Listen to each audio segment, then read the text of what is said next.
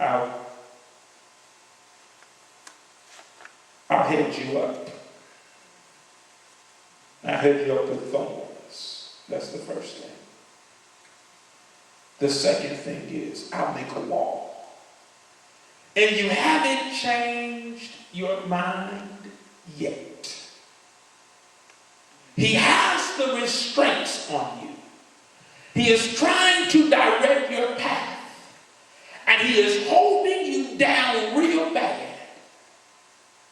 Then he says in verse number 7, he says, and she shall follow after her lovers, but she shall not overtake them.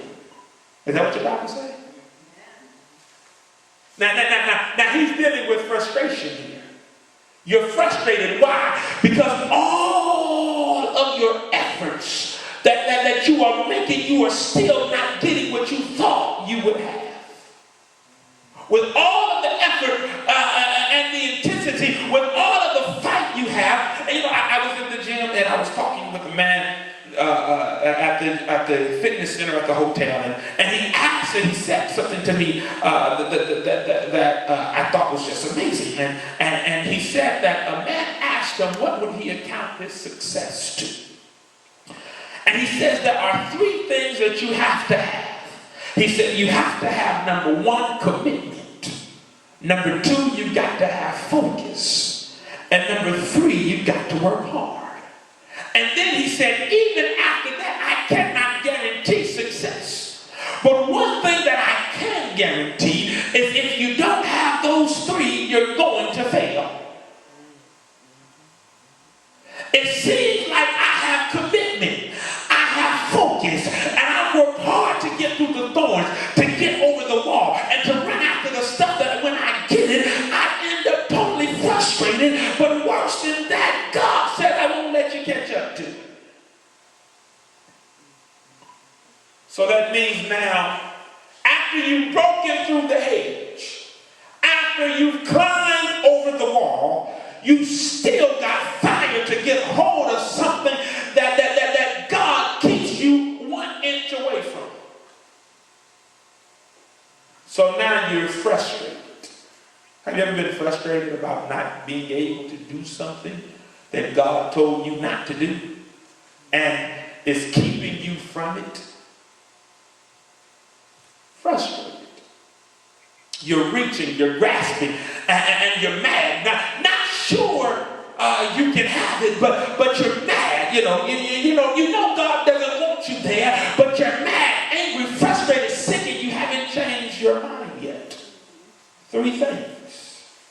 He's got the hedge, he's got the wall, and he's got you frustrated because you can't overtake it. So now you think there's going to be a change. No, he says, watch this. We're still in the Bible, we're still there. He says, she shall seek them, but shall not find them.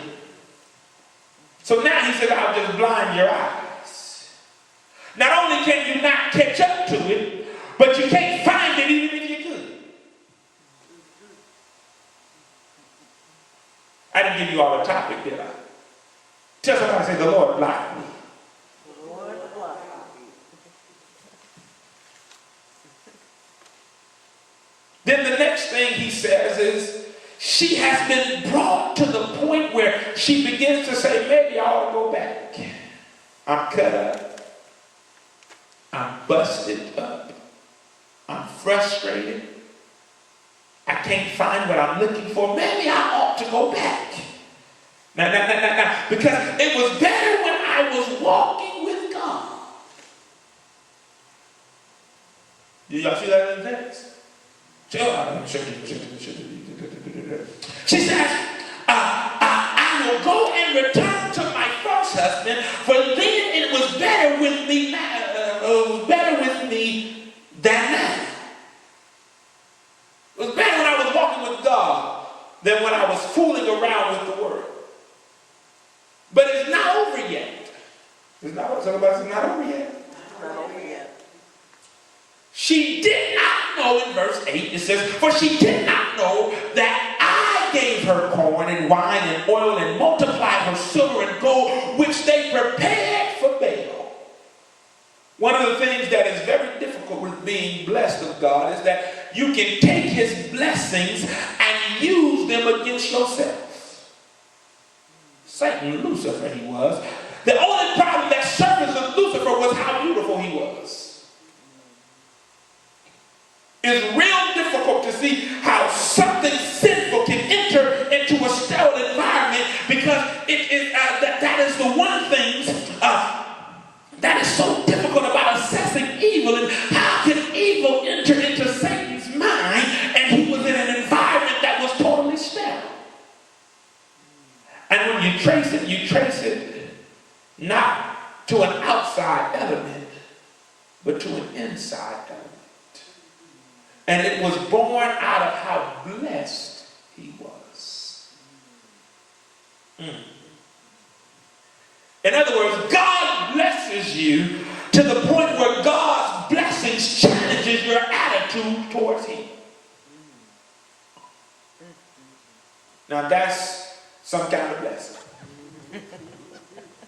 Where God is so totally secure, he can bless you so wonderfully, and know while he's blessing you that you're going to challenge his dominion and his authority because of how wonderful he's made you.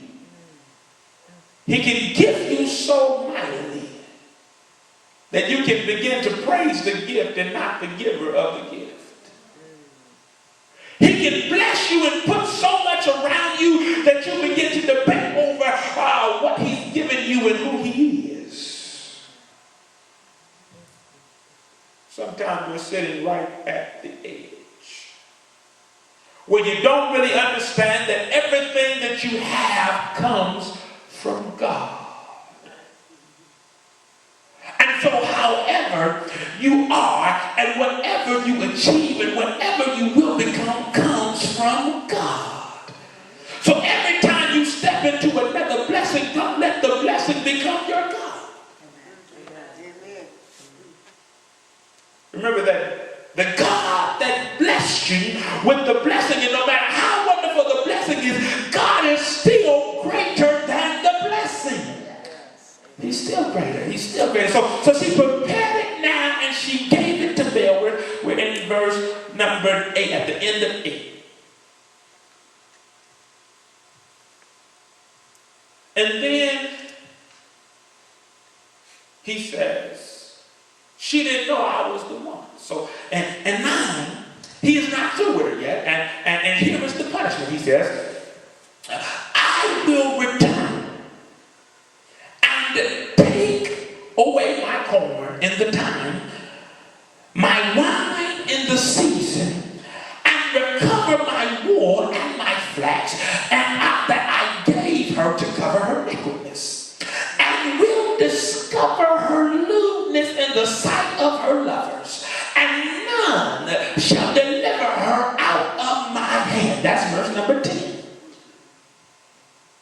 So now here is the next phase. Here is what God is going to do. God now is going to embarrass the competition. That's what God is going to do. God is going to embarrass who she decided she wanted. You must understand that security and power indicates